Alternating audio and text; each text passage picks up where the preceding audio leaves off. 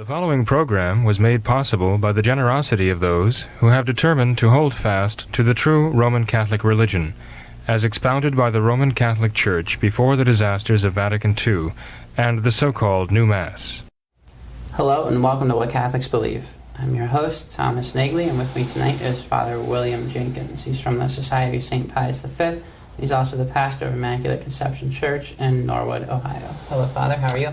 Fine, Tom. Thank you. Good evening to you. Thank you, Father. Father, there's so much going on in the news today. There's so much to talk about, but perhaps there's nothing bigger, no bigger news than this recent 11-page document that was put out by one Archbishop Vigano. And in this document, he says that Pope Francis, in fact, knew of what was going on with the Cardinal Theodore McCarrick and that scandal. There, he says that Francis was aware of that, and you briefly mentioned this in your sermon on Sunday, Father, but just to perhaps go into this a bit more in depth, I thought I could read just a brief passage from that article that he put out, and this he says that the Pope asked me in a deceitful way, "What is Cardinal McCarrick like?" And this Archbishop Vigano, his answer was, "Holy Father, I don't know if you know Cardinal McCarrick, but if you ask the Congregation for Bishops, there is a dossier this thick about him. He corrupted generations of seminarians and priests, and Pope Benedict ordered him to withdraw to a life of prayer and penance." He goes on to say, "The Pope did not make the slightest comment about those very grave words of mine, and did not show any expression of surprise on his face, as if he had already known the matter for some time, and he immediately changed the subject.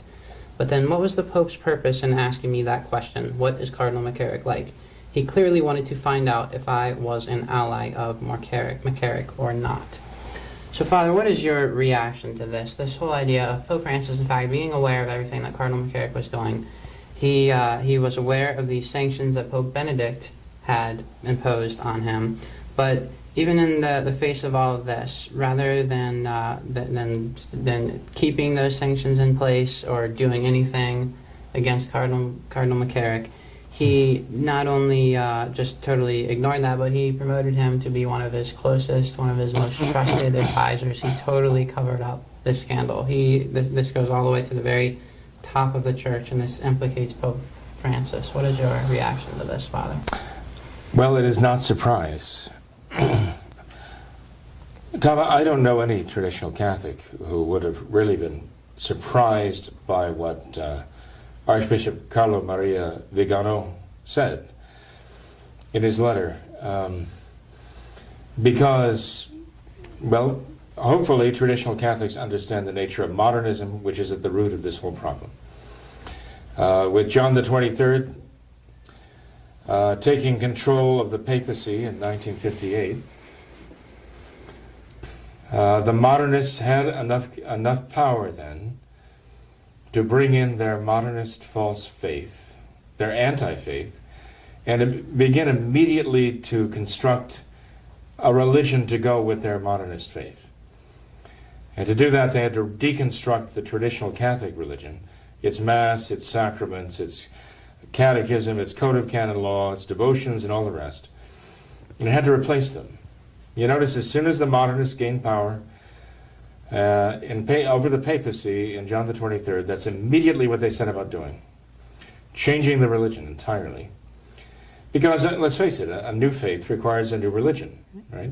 Religion is simply a practice of a faith. If the modernists are going to inject their anti-Catholic faith, they have to also produce the parody of Catholic sacraments and Mass, too, which is the new Mass, what we call the Novus Ordo, what Paul VI himself called the Novus Ordo, even as he was putting in place, right? And so we understand that they brought in their new morality. The modernists brought in their new morality, which is basically what the Church had always condemned, not as being immoral, but amoral, okay? Amoral in the sense that it is not connected with morality or faith at all. And it was just, therefore, a matter of time before all of this played out. I mean, when they brought in their new modernist morality, they opened the floodgates to the homosexuals. And the homosexuals flooded the seminaries. I mentioned recently the book Goodbye Good Men by Michael Rose. It came out back in the year 2000, right? And Monsignor Cousins up in Cleveland, writing about the changing face to the priesthood, again about the same time, about almost 20 years ago. And he acknowledged that at least half, if not the majority, of the clergy at that time in the Novus Ordo were homosexuals. So what could we possibly expect? Rather than be surprised by what Archbishop Vigano said, we would have been surprised if it were not true. And the rot would have to go all the way up to Francis himself. Why? Because there are so many, and by the way, I mean, what he's saying is that they knew. I mean, they all knew. They all knew what was going on. The homosexuals had invaded the seminaries, promoted each other to right on through to positions of power in their Novus Ordo church. They got their seminarians through, drove out anybody who was not homosexual, essentially, or beat them or shamed them or bullied them into silence, right? Just so they could get through and be ordained a Novus Ordo priest, heaven forbid. And then once they became recognized as Novus Ordo clergy and Novus Ordo priests, they again were promoting each other to be the monsignors, to be the bishops, to be the cardinals. And finally, what have they got now, right? I'm afraid he's one of them. Absolutely, every inch one of them. And that is why he's been covering for them. I mean, Archbishop Vigano did not actually go to say that far that he is one of the homosexual cabal in the church. But he is calling for Francis to step down. He insists that Francis, he says in his letter, has to be the first to step down. Well, since then, other voices like Michael Voorhees and Church Militant doesn't want Francis to be the first to step down. He wants him to be the last to step down. And others also have spoken up saying, no, first, Francis has to dismantle the St. Gallen group and its adherents within the College of Cardinals. Because if Francis just steps down and leaves all those corrupt cardinals in place, they're going to elect another Francis, or someone perhaps even worse, more insidious. I mean, even these cardinals who chose Francis back in 2013 had second thoughts about him because he's so out there, he's so completely blatant in what he's doing. They were afraid that he was going to blow their cover, and people were going to start realizing that there's something gravely wrong in the papacy, well, in the Novus Ordo papacy itself. And they didn't want that. They didn't want to alert all these people. They didn't want to provoke a reaction. And so they were floating the idea of Francis stepping down, and they were talking about Cardinal Parolin, one of Francis's select, men as the Secretary of State, that he was going to come in, take over for Francis, because he would be more diplomatic. And he wouldn't be the type of person to awaken people's concerns, He'd be more cautious than Francis. And yet Francis resisted. He would not step down. And you see the consequences that they're facing now. They're losing control. The modernists are losing control. That's what they fear. And like an animal, a wounded animal, it will just it will go on a rampage. This is, for Francis to dismantle the St. Gallen group of conspirators that grew even out of the Pact of the Catacombs at the end of Vatican II, with all their radical progressivists who thought, how are we going to remake the church? We just get control. These are the people and their successors who have elected Francis now. And they were getting nervous that they couldn't control him so much, and that this was getting out of their control. Now we see the result of that when this is really broken. And by the way, it's interesting to see the progression of what has happened here. It was actually the suicide of a Franciscan priest abuser. He committed suicide actually in a Franciscan friary as he was being accused and charged with crimes against children. That started this whole process in Pennsylvania to assemble a grand jury and provoke that 2-year study of just 6 dioceses in one state. There are actually, I understand, 8 dioceses of the new church in Pennsylvania. And 6 of them are being studied. And the result of that study was to produce the names of 300 clergymen, just those 6 dioceses, who in the course of 50, 60 years, we're talking about Vatican II, the run-up to Vatican II, Vatican II itself, and the years after Vatican II. That's what we're talking about. Okay, we're talking about the modernist invasion of the church. This is what has produced this issue, this crisis here. And somebody has to say it. I mean, that this is what it is. It is Vatican II.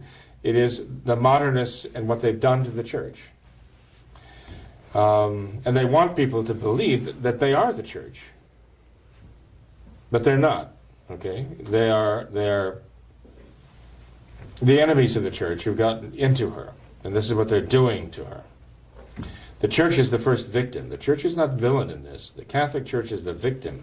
She's been abused by these modernists all these years, and all of these victims who've been abused are actually individual cases of abuse where the church itself is the first and principal victim of these modernists. They've been abusing her and her faith and her religion and her faithful all this time. And people have to face it, that it's Vatican II and what these modernists have brought in through Vatican II. This is the problem. That was the avenue through which all these other evils came in. Right? It's interesting to note, by the way, Tom, the findings of this grand jury and what they've reported here is that the vast majority of these cases, 1,000 cases, actually more instances of abuse than that, just 1,000 young people who've been abused. 1,000 individuals who these 300 clergymen, Novus Ordo priests so-called, have abused. The vast majority of them fall into the category of pederasty. They talk about pedophilia as being, force the impurities on a child below the age of 12. But when the child reaches the age of 12 and goes up into the teen years, they refer to that as pederasty. And ephebophilia is what they abusing teenagers.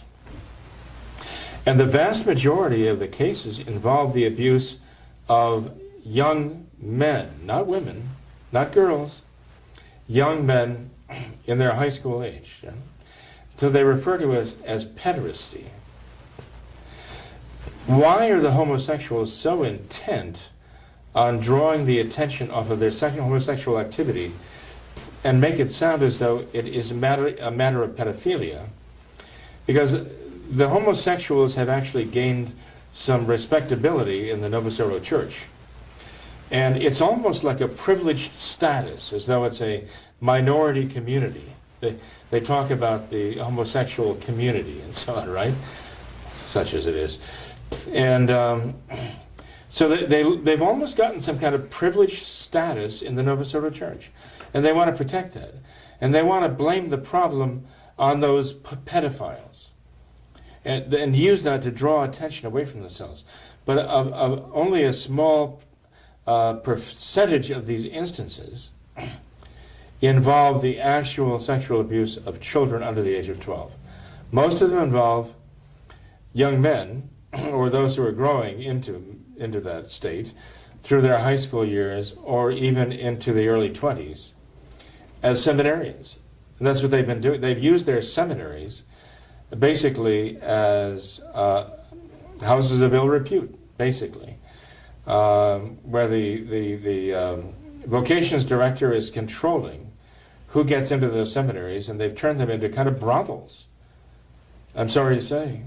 And anybody who doesn't subscribe to the homosexual lifestyle is going to be drummed out of there or drummed into silence, bullied into silence. This is what these men have done. The names of Whirl, right? McCarrick, of course. I mentioned the suicide of that Franciscan friar, which precipitated the grand jury investigation in Pennsylvania. But the McCarrick issue is another thing that blew up in the last month or so. And much of Archbishop Vigano's letter concerns McCarrick, and that he, the Archbishop, warned Francis personally in 2013, the very year he was elected, about McCarrick, when Francis asked him, this is what you read, Francis asked him. Remember, Vigano had been Apostolic Nuncio to the United States of America in 2011 and 2016. He was privy to an enormous amount of information about the prelates here, right? The hierarchy here. He knew what was going on, and so he told Francis what he knew. The other curious thing is, even before that, before 2011, Vigano had a position in the Vatican, which was a position of authority, and it was kind of a watchdog position over finances and expenditures, and he found corruption there. But also, it is said that he, at one point, Vigano, was actually the kind of connection point between the Holy See, well, you know, the Holy See of the Vatican, the unholy see of the modernists, and all of the nunciatures in the world. That the information, the connection went through him at one point. Very interesting. In that place, he would have had a lot of information coming through him. He knew a lot. And each time he got himself into trouble because he sounded the alarm about things that were wrong. And he got the reputation of being a troublemaker. And they're trying now to use that against him. He knew what the result would be of his unmasking Francis and all these other, well, McCarrick and all the rest of them. He knew exactly what the consequences would be. And he had a plane ticket. He actually arranged secretly with about half a dozen different news agencies or news organs in the world to release his letter at the same time. I think his letter was dated August 22nd, and August 26th is when he got them all to agree to confidentiality and to release his letter at the same time. He had a plane ticket out of Italy. And he told those who were close to him not to try to contact him because his cell phone was going to be disconnected and he was going to leave Italy and no one was going to know where he was. And you wonder, why this? I mean, like cloak and dagger. Come on. But you know what? In the course of writing his letter, Archbishop Vigano talks about a Monsignor who was assisting him in Washington, D.C. And this Monsignor is named, I'm pronouncing him Lanthom. He's a Frenchman. Okay? And it fell to Lanthom, Monsignor Lanthom, to be the one to inform Cardinal McCarrick, who had been the Cardinal Archbishop of Washington, D.C. He was succeeded by this Donald Wuerl. You know. It fell to this Monsignor Lanthom to inform Cardinal McCarrick of the restrictions that were being placed upon him by Benedict XVI. This is even before Francis was chosen to be the Novus Ordo Pope, to succeed Benedict after he resigned. And according to Archbishop Vigano, that the exchange between this Monsignor Lanthom and McCarrick was very, very loud. Right? It was very loud. Evidently, you get the impression there was a lot of anger. And Archbishop Vigano reports this in his letter, that Benedict had imposed sanctions against McCarrick because Benedict was informed about his depredations of these young people. Lo and behold, Donald Wuerl, the current Novus Ordo Archbishop, Cardinal Archbishop of Washington, D.C., says, that's not true, there never were any sanctions. Then the question became, well, gee, is Archbishop Vigano lying about this? Did he make this up? Or is it Wuerl? So guess what? somebody actually went and contacted Benedict before he was silenced. And Benedict acknowledged, yes, I had imposed sanctions against McCarrick. They also went and found Lanthôme, Monsignor Lanthôme, in France, and asked him. And all he would say is this: Archbishop Vigano is telling the truth. That's all I'm going to say. He repeated it. Archbishop Vigano is telling the truth. That's all I'm going to say. And you wonder, why would he be so silent about it? But then one of those bloggers on the church, whom Monsignor Lanthôme had been in contact with, had visited actually, and had commissioned to release his letter, had this to say. Okay, and by the way, this is entitled "The Amazing Story of How Archbishop Vigano's Report Came to Be." It's under the name of a Steve Kozak. But actually, the blogger is a name I don't recognize, Aldo Maria Valli, V-A-L-L-I. But he's one of those contacted by Archbishop Vigano to publicize his letter. And this is what he writes. A former apostolic nuncio, widely respected for his professionalism and decency, forced to go into hiding at age 78 for simply telling the truth about his fellow apostolic successors. There is perhaps more wisdom in this than there appears to be at first glance.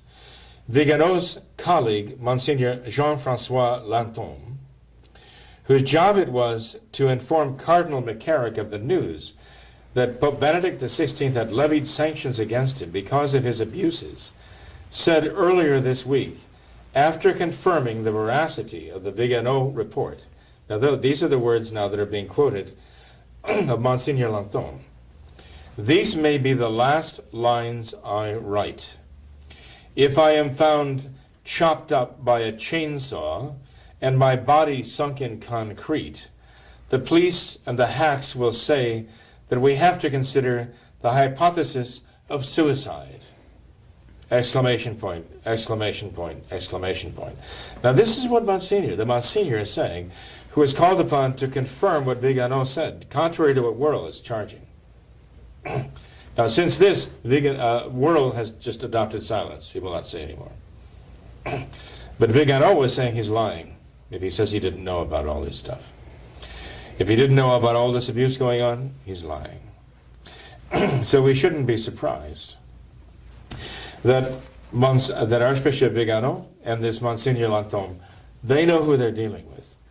They're dealing with this homosexual cabal that has gotten in and basically taken the hierarchy, at least in this country, in the United States of America, taken it in kind of, I guess, you know, the expression, the velvet, the iron fist in the velvet glove. Well, maybe we should say that they are the velvet fist in the iron glove. Velvet because of their homosexuality, but they have an iron glove, and they're holding the Novus Ordo Church by the throat right now. And you know, people might say, "Oh, come on, this is overly dramatic." I mean, Archbishop Vigano releases this letter accusing them, and then he has to go into hiding. What's he afraid of? Monsignor Lanthôme says these might be the last lines I'm writing because I might be found chopped up by a chainsaw. Oh, come on, that's over dramatic. 20 years ago, I mentioned this last program, I think. 20 years ago, Father Alfred Kuntz was murdered in his rectory. And the understanding is, of those who knew him well, that he was going to blow the whistle on this homosexual network in the Diocese of Madison, Wisconsin. And his death had everything to do with this. These people will stop at nothing. And if you don't mind my going on just a little bit longer, okay? I didn't say I would be brief. Okay? That's all right. I didn't make that promise. Yeah. There's a priest by the name of Father Palka, P-I-L-K-A, in Tampa, Florida. And I think he's one of these kind of indult mass, Summorum Pontificum masses. Unfortunately, he is part of the Novus Ordo. And he's pastor at Epiphany of Our Lord Catholic Church, so-called, in Tampa. But he has written a number of entries for his parish bulletin that are explosive. He's written about this, by the way, I think it's since this Pennsylvania report came out, but he began writing it even before Archbishop Vigano's letter appeared, okay? So it's interesting the timing of what he wrote here in his own parish bulletin. But if I may be allowed to say this, Father Palka says, why don't the priests blow the whistle? This is what he's saying. Why don't the priests blow the whistle on these abusers? And what he says here, I think, is very instructive. One question that was asked after last week's homily was, why don't good priests and good bishops blow the whistle on the abusive priests and bishops? Many people still don't, I believe most priests still don't, understand just how evil the active homosexual or homosexual activist, and he then gives initials to refer to them. The active homosexual he refers to as capital AH, and then slash the homosexual activist he calls HA. So like aha, and that's how he refers to them from then on. How evil the active homosexual or the homosexual activist priests and bishops are, not understanding the extent of their depravity and wrongly thinking they are simply normal men who just struggle with their sexual desires and sometimes might fail to remain chaste, but are really truly repentant when it happens and strive to, quote, confess my sins, do penance, and amend my life, amen, end quote. They cannot possibly grasp the hellish depths to which the aha clergy will go to persecute, lambaste, punish, humiliate, and blackmail anyone who stands in their way or threatens their way of life. Let me be clear, this is Father Palka still speaking here. The aha priests and bishops treat their sexual mortal sin as if it is a good and a God-given good at that. If they even believe in God, something of which I am very doubtful, at least in the Catholic understanding of who God really is. Nay, more than a good, they are convinced that it is the good. They will go to repeat any length to force others to engage in it. That's their homosexuality. To accept it, or to, at the very least, ignore it and pretend that it doesn't exist, or that it is not harmful enough to mention, or try to eradicate. They do not struggle with their disordered sexual desires, as so many others do, but rather revel in them. With that as my premise, let me explain why few good priests and bishops will openly challenge their brother priests and bishops when it comes to this particular sin. Next week, perhaps, I will take it a step further and write about why even priests who have left the active ministry, mostly to get married, that they cannot and will not come forward with what they know and with what quite often drove them out of the ministry in the first place. He goes on to explain that the very application to the process of getting into the modern seminaries requires that young men reveal many intimate details about their private lives, and that what goes into that file will be used to blackmail them into silence. That information will be used, first of all, to corrupt them, to giving in, that the bishops and their fellow the so-called clergy of the Novus Ordo will use that information to set them up to fall into homosexuality, to use that to corrupt them and make homosexuals out of them. And then, if they ever try to escape or ever threaten to blow the whistle, to threaten them that they will be exposed. And this goes on while they're seminarians, later on if they become ordained in the Novus Ordo, later on if they even leave the Novus Ordo priesthood, so-called, they will have this hanging over their head. They will be threatened with blackmail. That's what this Father Palka says. You have something here going on in one little church in Tampa, Epiphany of Our Lord, by this one clergyman who really understands and is willing to say what's happening here. What the homosexuals do, the stranglehold they have with their velvet fist and the iron glove on the throat of the Novus Ordo clergy. And he says blackmail is the order of the day with them. And this is what they're using to bully everybody into silence.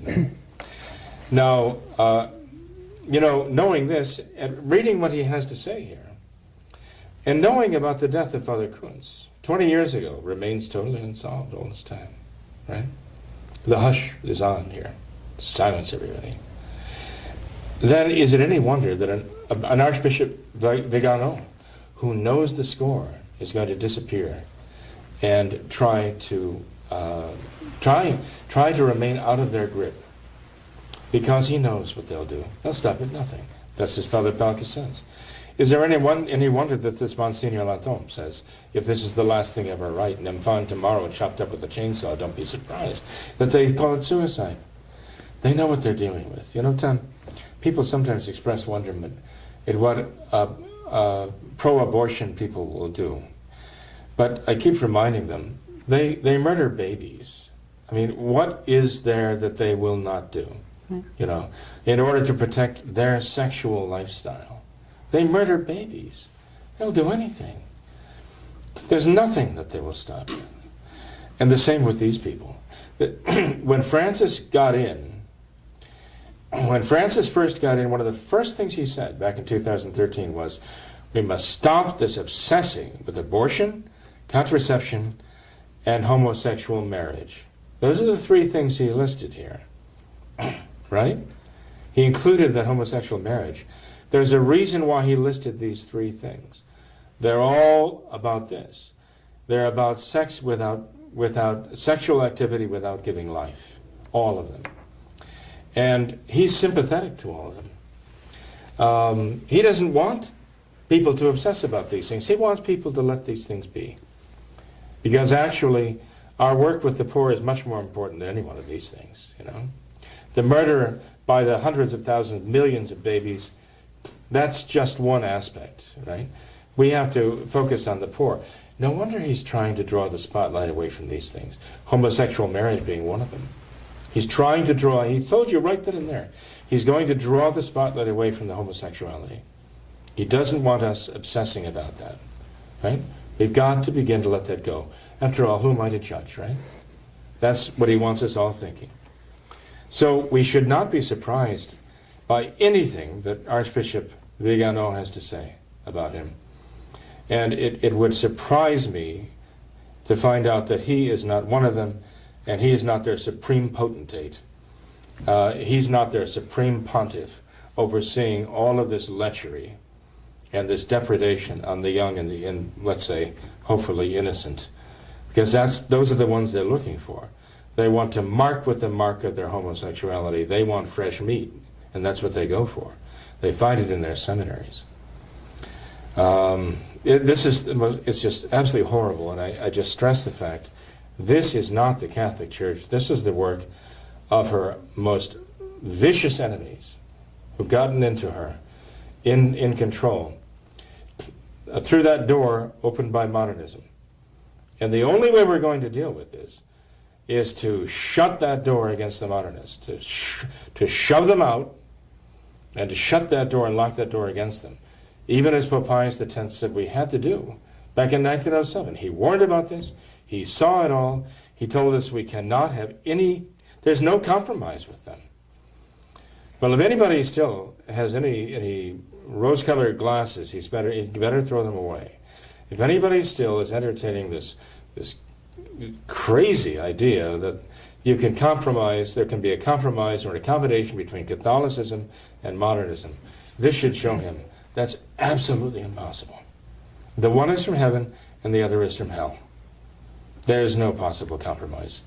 We have to go back to the traditional faith. We have to reject this entire Novus Ordo construct. This is what it's all about. If you want to pretend that what's been going on in the seminaries and so on, with the hierarchy of the Novus Ordo, if you want to pretend that that's some kind of an aberration that has nothing to do with modernism, then you are simply you are in denial and you will not face reality. And only grace can break you out of that fantasy world you're living in. But for those who want to face the reality, they have to admit the fact, this is the work of the modernists. We have to reject the work of the modernists and the new Mass, the new sacraments, the new catechism, the new code of canon law, the whole thing. We have to reject their whole religion that was written for their faith. And we have to go back to the traditional Catholic faith and practice the traditional Catholic religion. It's the only way. And you know, Father, all this that you're saying, it seems to show perfectly just how naive it is. All of these calls for Francis to resign in the wake of all of this, and it, you know, like you said, this is so much. It's so much bigger than Francis. This is Vatican II, like you said. There's this homosexual cabal that you keep talking about, and you know, this is what they do. Removing Francis, removing the head, that doesn't solve the problem at all. They'll just get another one. There's still the same. It's like the Hydra. It's Exactly. like the Hydra, Tom. The head grows back again. But you see so many people now calling for Francis' resignation. Just today on Rush Limbaugh's radio show, I heard him say, you know, Francis is a liberal. You elected a liberal to run your institution, and this is what happens. well, true, but I mean, it's a bit more than that. There's not just Francis that's the liberal. It's this entire Novus Ordo hierarchy. It's the entire Novus Ordo church that is the liberal, and cutting off the head isn't going to do It's a not lot. as though Francis started it. No.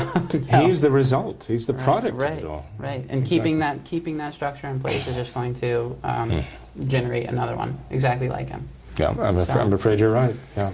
There are some who realize that, and they are depending on him now to get rid of them all? To dismantle this? Oh, no, please. I'm afraid that that Francis is going to step down, but they're going to settle on somebody. I mean, let's face it, because the Cardinal Burkes and all the rest, they're all scared to death of schism, right? Yeah. All the conservatives scared to death of schism, right? So I fear that they will come to the table and work out, they're going to negotiate a kind of settlement on some compromise figure. Maybe some young cardinal who doesn't have much of a track record, so you can't really, blame too much on him. Maybe he will be shrewd enough. Remember our Lord said, be shrewd as serpents, but guileless as doves. But the modernists are shrewd as serpents, but guileless as serpents, you know. And to settle on a figure who the conservatives can live with because maybe he's doctrinally orthodox. Relatively speaking, relative to Francis. Maybe he's more conservative than Francis, see. So the conservatives will say, well, he's a step in the right direction, right? Because he's not as bad as Francis was, you know. Conservatives will compromise at every chance they get, you know. And to gain an inch, they'll give a mile. And the liberals will want somebody who's still radical, deep down. Maybe, as Francis was accused of recently, not even believing in God, not even having a belief in God. And they'll put this candidate forward to succeed Francis. And the conservatives can be quiet and say, well, we'll just keep an eye out. We'll watch this guy, you know. And the liberals will say, well, we'll watch, you know. We'll the jury's out. We'll see what he becomes. And he'll be slick as oil, you know. It's just really slick. They need somebody who's going to pull this back together. It's the only way they can reassert their control. And by the way, now you have Daniel DiNardo, you know, saying, Cardinal Daniel, you say, we're going to have a serious and urgent inquest and investigation of this all. All of this, yes, we're going to investigate this all. Oh boy. And you know, anybody who there are going to be people who actually take this seriously. And it just, I can't believe how there are people who are actually going to take that seriously. That they're going to investigate themselves. Father, how long does this game go on? I mean, how long can they keep trying to maintain these two? As long as they can factions, deceive people. liberals? As long as people are willing to be deceived. You know, as long as people cannot accept the fact that these people do not act and speak in the name of the Catholic Church.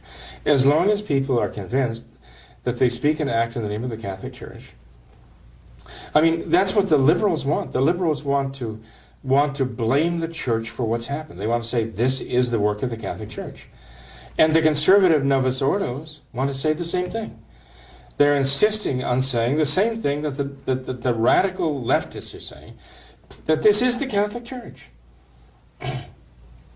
I mean, we know conservative Novus Ordo Catholics who still have the faith, but they still want to hold on for dear life, insisting that, well, you know, he's still the Holy Father, and he still speaks in the name of the Catholic Church, you know, and we have to recognize that we can't question that.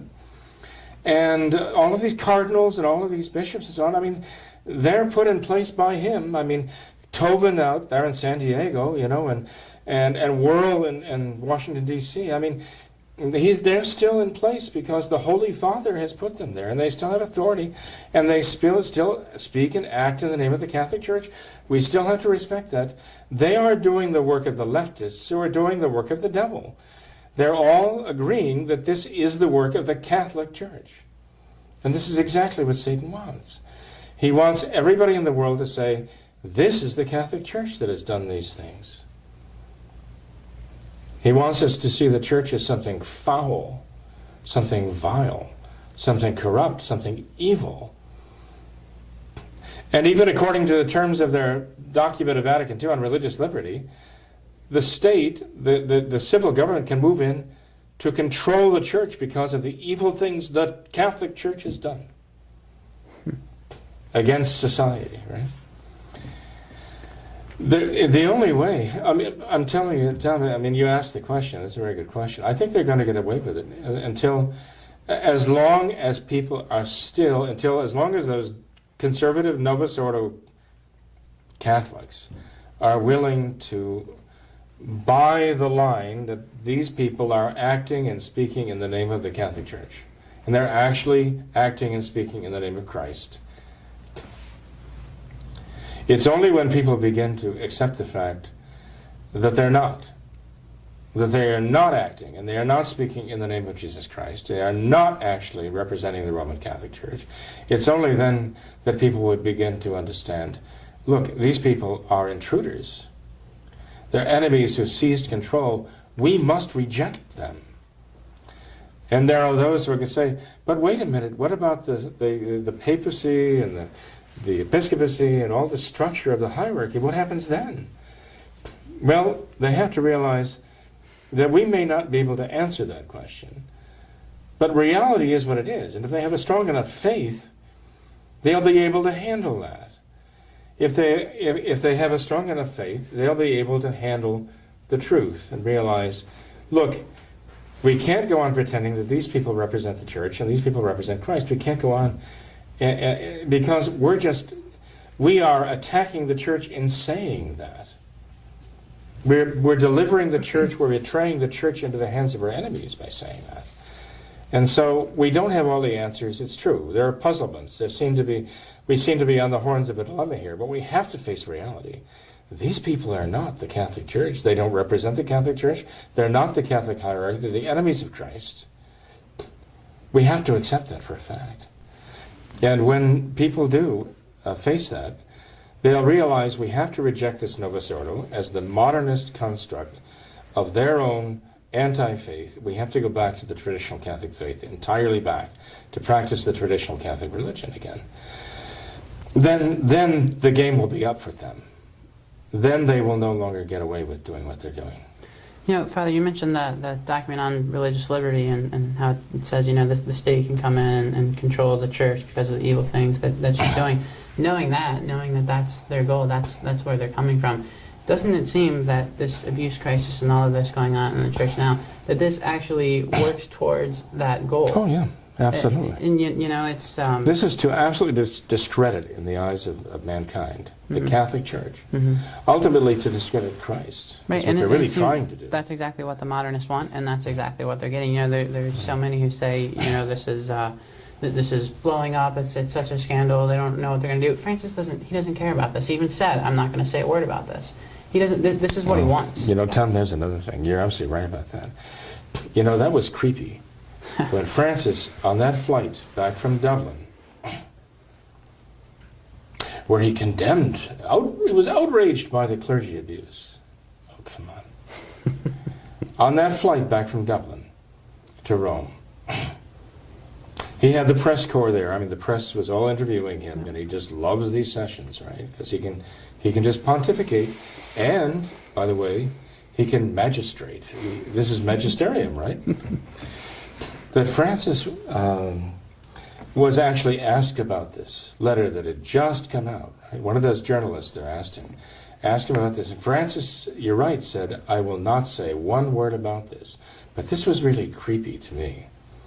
I don't know if anybody else took it this way, but this is the way I took it.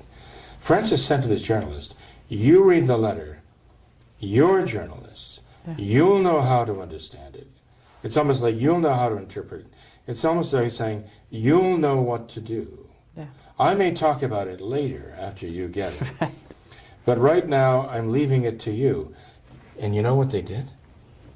All these representatives of the modernist liberal Catholic press went out and started attacking Archbishop Vigano, right.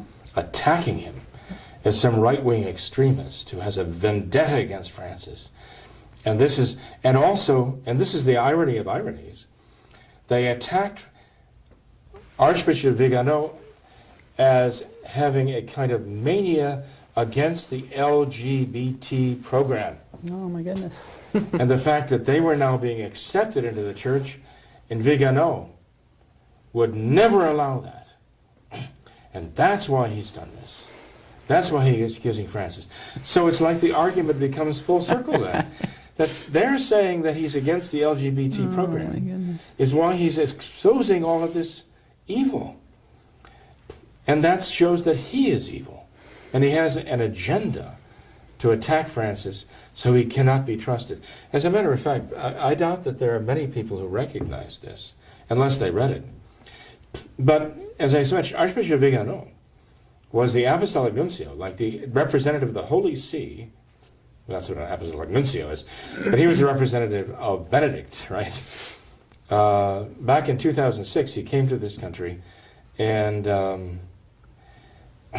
as the official representative of the church here in Washington, D.C., and during the last year or so of his tenure, he did something that Francis was very angry about, because there was in Kentucky a woman who was an official in one of the government agencies there. It was her job. She would have had to have signed off on the marriage licenses for homosexuals. By Kentucky law, she was required to sign off, and she wouldn't do it. Remember that? Mm-hmm. Her name was Kim Davis, right? She wound up going to jail. She was jailed by a federal judge who was the son of James Bunning. Jim Bunning was known as a conservative congressman. I think he was congressman. And he was also a very well-known and accomplished baseball player. Well, it was his son, the son of Jim Bunning, who was this federal court judge, who jailed Kim Davis. In the process, this young Bunning, wasn't really that young at the time, but he said, look, I'm the federal judge here. In my courtroom, my law goes. Even over the law of God. He practically came out and said that. And so he jailed this woman. She courageously stood her ground, okay?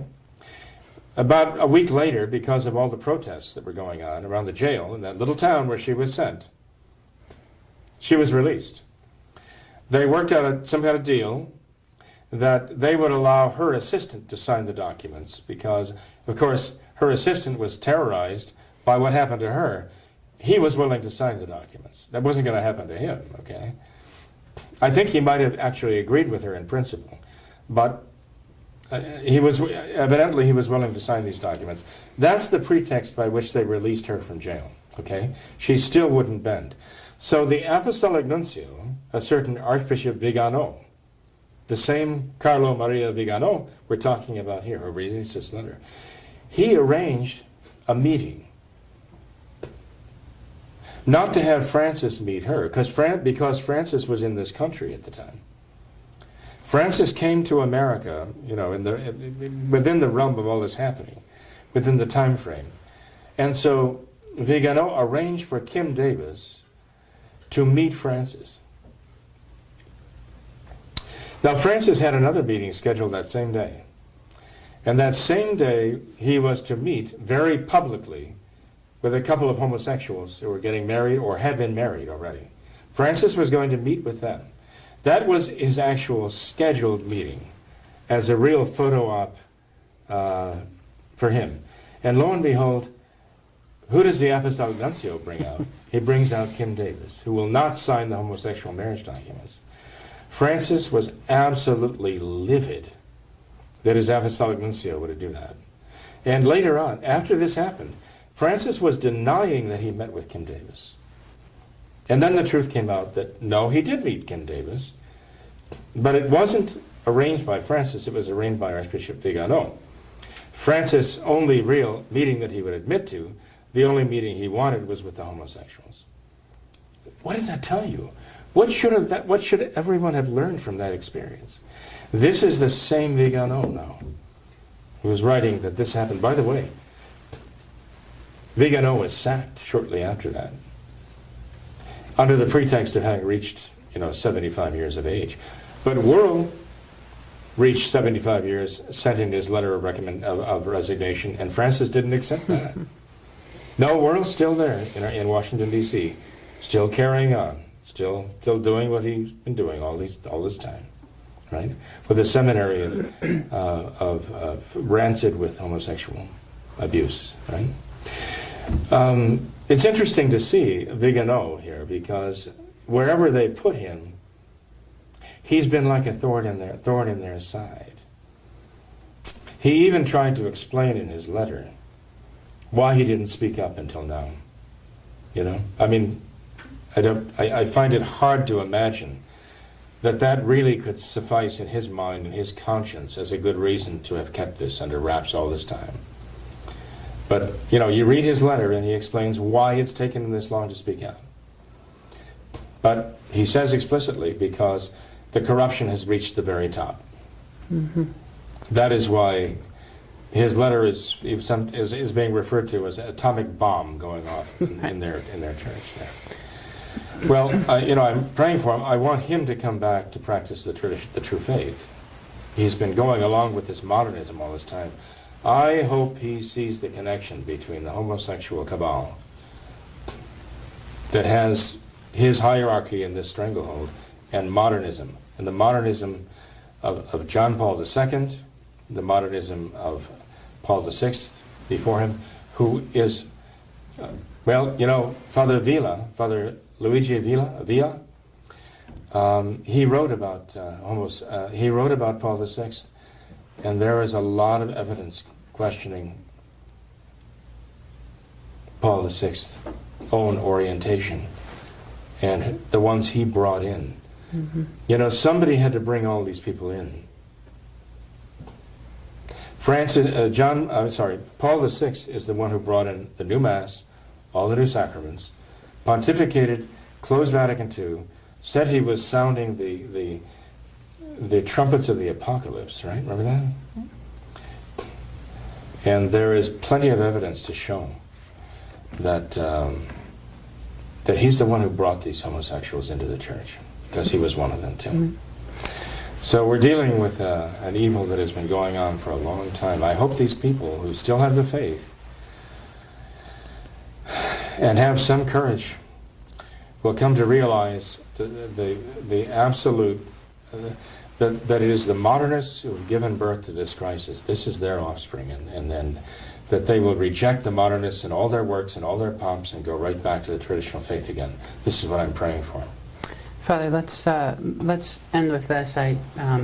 With all of this crisis going on, you read articles all the time now saying how this abuse crisis has caused a crisis of faith in the church, and there are apparently so many Catholics that just can no longer attend their churches. They can't put up with this abuse, all this hypocrisy and everything going on. And it seems that this abuse, this crisis, has even affected some of our own traditional Catholics, and how they're just so distraught with all of this. They're scandalized, they're discouraged, and the problem is, though, because they don't understand modernism, And they still have this tendency. It's kind of almost like a reflex to look upon Francis and his cardinals and bishops as Catholics. Yeah. You know, still to regard them as Catholics. And as Father Palka says, they don't have the faith. They have no. Father Palka makes this very clear. They have no supernatural faith whatsoever. They glory in their shame. They rejoice in their homosexuality and their ability to be predators. They've come into the church as predators and done this damage. Mm-hmm. So yeah, as long as even our own traditional Catholics haven't figured out yet, and haven't gotten that straight. That's why I got up in the pulpit last Sunday. I mean, if people want to go to the sermon that I gave here at Immaculate Conception for the 14th Sunday after Pentecost last Sunday, it's relatively brief, okay, about 22 minutes, but I tried to lay it all out, you know, what's happening here.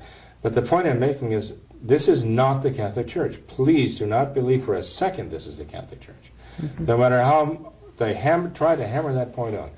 What did Voltaire say back in 1600? Écrasez l'enfant, crush the wretch. His goal was to eradicate from the face of the earth the very memory of Christ and Christianity. That's what he wanted to do. 200 years later, the Masons, right? The permanent instruction of the Alta Vendita. Our goal is that of Voltaire, to destroy the very memory of Christ and Christianity, to completely obliterate it from the face of the earth, okay? Then in 1907, Pope Pius X issues Pascendi, talking about modernism and what its goal is, you know. And 10 years later, Our Lady appears at Fatima, talks about the crisis we're facing right now, okay? I mean, this is all related. This is all interrelated here. We see a development here. Pope Pius X being congratulated by a cardinal after he condemned modernism, and Pius X answering the cardinal that the modernists have gone underground for the moment, but they will resurface a half a century from now, 50 years later, and they will lay waste the church. From 1907 to 1957. 58 is when, right on cue, Pope Pius XII died and John the 23rd was elected and declared his program of aggiornamento, right? Updating the church. Exact modernist program, okay? So our faith should be confirmed by this, that what we've been told is happening is actually happening. And God knows this, and he's been trying to warn us for all this time, and our Blessed Mother. This should confirm our faith, not cause us to question it. I've mentioned I made that point before, and I want everybody to be straight. I want all of our students to be straight on this, that what they're hearing is the Catholic Church is not the Catholic Church, and they need to be able to explain to people why this is not the Catholic Church. This is the work of her enemies, who are trying to bury her. Mm-hmm. And Father, you know, I thought perhaps the perfect answer to all this can be found in St. Matthew's Gospel, not long after the our Lord's Sermon on the Mount. You know, he comes down from the mountain and he is performing all kinds of miracles. Mm-hmm. He boards a boat with some of his disciples to go across the lake, falls asleep. A great storm, a tempest arises. You know, the waves are crashing over the boat. They're coming into the boat.